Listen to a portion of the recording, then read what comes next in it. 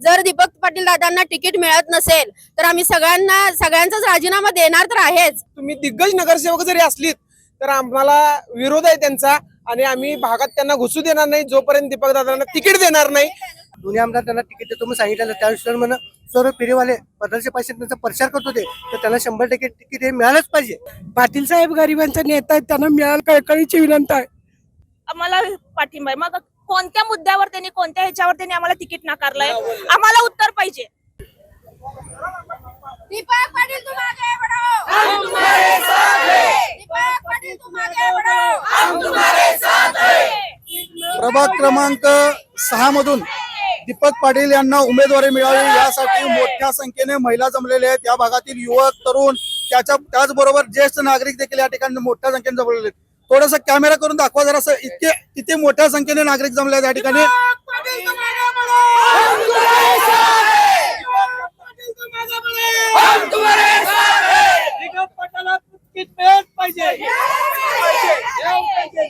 दीडशे ते 200 लोकांचा मॉप आहे या ठिकाणी आता जमलेला आहे। प्रत्येक नागरिक म्हणतात की दीपक पाटील आणि दीपक पाटील यांच्या मेसेजांना तिकीट मिळालं पाहिजे। काय सांगताय तुम्ही? मी सुप्रिया बजरंग संगपाळ दीपक दादांच्या बरोबर 19 वर्ष झालं बीजेपी मध्ये काम करते आणि दीपक दादा तर वयाच्या 12व्या वर्षापासून त्यांनी काम करतात। तर अशा निष्ठावंत कार्यकर्त्याला तिकीट नाकारलं जातं याचा अर्थ आम्ही काय समजावा आता?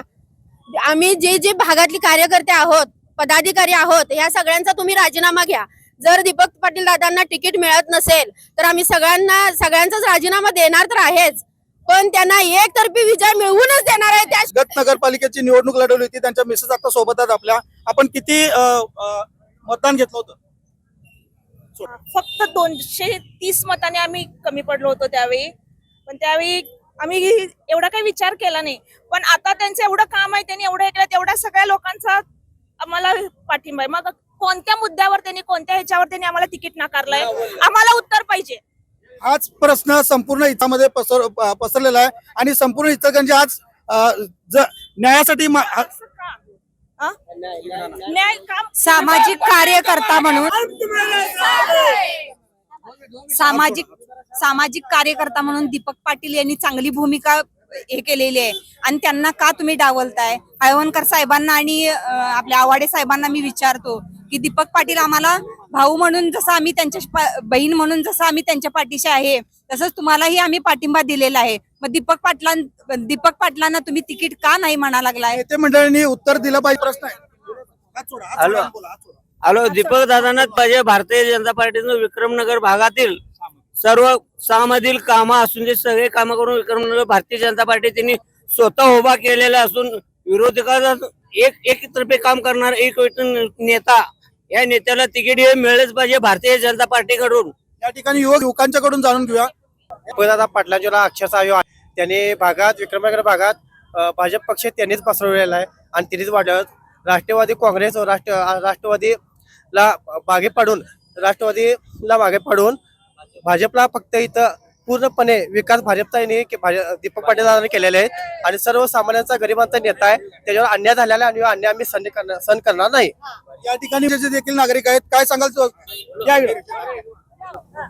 आम्हाला नेता पाहिजे पहिली गोष्ट, आणि दीपक पाटील हे नावाने जे व्यक्ती आमच्या समोर आहेत हे प्रामाणिक नेता आहेत, तळागाळामध्ये जाऊन काम करणारा नेता आहे, सर्व समाजात पसरलेला नेता आहे, सर्व समाजामध्ये पसरलेला नेता आहे आणि सर्व समाज यांच्या पाठीचे आहे। त्यामुळे आम्हाला हे दीपक पाटील हे नेता आम्हाला पाहिजे। काय दीपक पाटील यांच्याबद्दल काय सांगाल? दीपक दादा पाटील हे आम्ही सांगण्यापेक्षा ही मागची जी पब्लिक तुम्हाला दिसत आहे ही पब्लिकच तुम्हाला सांगेल की दीपक दादांचं काय काम आहे। या काही 15-20 वर्षात दीपक दादांनी जी काम केलंय त्या कामाच्या बेसवर आतापर्यंत सांगितलं गेलं होतं की आम्ही तुम्हाला तिकीट देणार आणि तुम्ही या भागातनं तिकीट फायनल आहे, तुम्ही कामाला लागा। आणि 11 तारला तुम्ही जर असं जर चिन्ह जर तुम्ही दाखवत असचिला तर आम्हाला तुम्ही उभारलेल्या सर्व नगरसेवकांचा किंवा तुम्ही दिग्गज नगरसेवक जरी असलीत तर आम्हाला विरोध आहे त्यांचा आणि आम्ही भागात त्यांना घुसू देणार नाही जोपर्यंत दीपक दादांना तिकीट देणार नाही। या पद्धतीनं या भागातल्या महिला, आलेला युवा वर्ग, त्यांचा सगळ्यांचा त्या लोकांना विरोध आहे। हळवणकर साहेबांनी आम्हाला शब्द दिला होता आणि हळवणकर साहेबांनी आम्हाला शेवटपर्यंत तो पाळावा आणि ज्या लोकांनी त्या शब्दाला विरोध केलाय त्या लोकांना देखील आमचा विरोध असणार आहे आणि दीपक दादा हे 100% अपक्ष का असेना पण ते निवडून येणार आणि हे आम्ही आणणार हे शेवटपर्यंत फायनल काळ्या दगडावरची पांढरी रेघ आहे. भारतीय जनता पार्टी सौजन्यशील पक्ष असल्याचं नेते मंडळीकडून सांगितलं जातंय.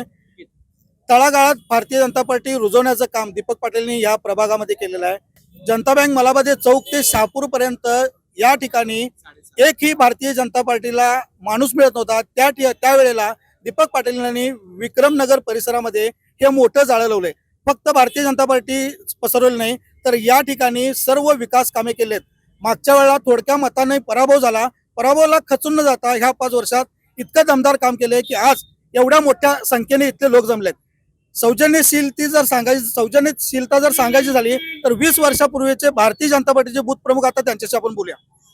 मी अजित कांबळे मार्गदर्शनाखाली आम्ही बूथ प्रमुख म्हणून काम करत आहोत. गेल्या 20 वर्षापासून या भागामध्ये आम्ही चांगल्या प्रकारे काम केलेलं आहे. जर दीपक पाटलांना ह्या वेळेला तिकीट जर नाकारलं तर आम्ही सर्व बूथ प्रमुख जे आहेत आम्ही पक्षाचा राजीनामा देणार हे फायनल आहे आणि हळवणकर साहेबांनी याची दखल घेऊन त्यांचं तिकीट कायमस्वरूपी करायला पाहिजे.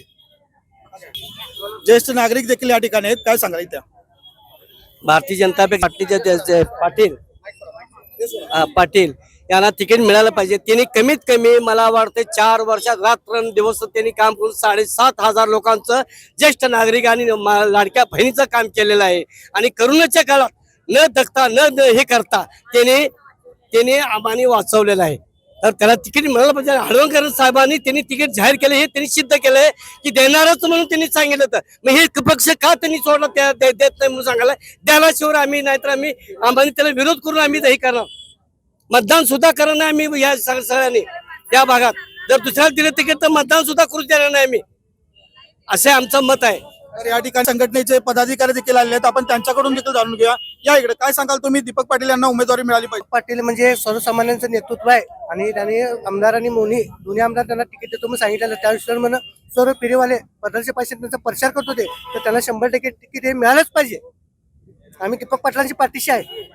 पाटील साहेब गरिबांचा नेता आहेत, त्यांना मिळाल कळकळीची विनंती आहे. दीपक दादांना जनतेनं भाजपचे नगरसेवक म्हणून निवडले. मग वरिष्ठांना काय अडचण आहे? काय अडचण वाटायला लागले त्यांना तिकीट द्यायला? आम्ही त्यांच्या पाठीशी खंबीर उभे आहोत.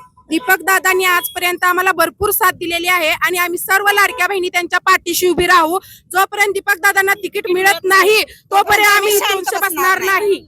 आम्ही शांत बसणार नाही. कुठलीही महिला हे करणार आम्ही एक नोट एक वोट निवडून आणू पण आणणार.